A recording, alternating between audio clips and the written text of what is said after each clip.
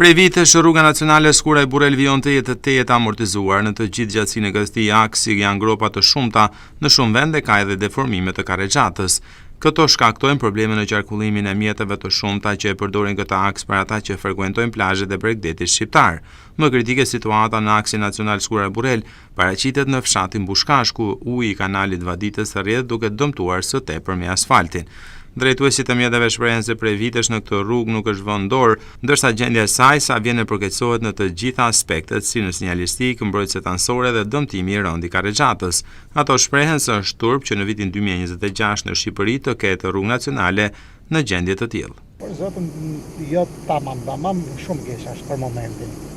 Do me thonë nuk e shkel dhe shpesh këtë rrugë faktikisht, në realiteti një gjiro kena po tani se po nuk është rrugë për makina, shkurt më atë.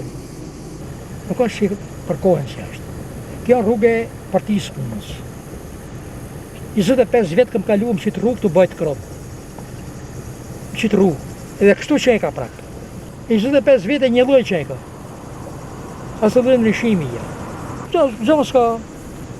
Ka mënë se i fuqit e zifti që këna pas për partinë e punës. Ka pas e i fuqit zifti. S'ka sinjale me s'ka tabela s'ka. Që dhe mos shkapeti. Rreziku më i madh. Shkami shkapeti. Gjendja rrugës është katastrofike.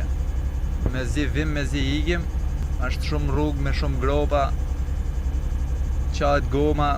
Sa herë më ka rastis të kaloj, rruga është me ujë, nuk shifen gropat, vetëm shpresoj që shteti ta marrë përsipër ta rregullojë. Përdoruesit e rrugës nacionale Skuraj-Burrel akuzojnë firmën e mirëmbajtjes që sipas tyre mjaftohet vetëm me prerjen e bimësisë pranë karrexhatës dhe mbushjen aty këtu të ndonjë grope mbi asfalt. Ata vijojnë të përsërisin kërkesën një rikonstruksioni total të këtij aksi të rëndësishëm nacional veri lindor.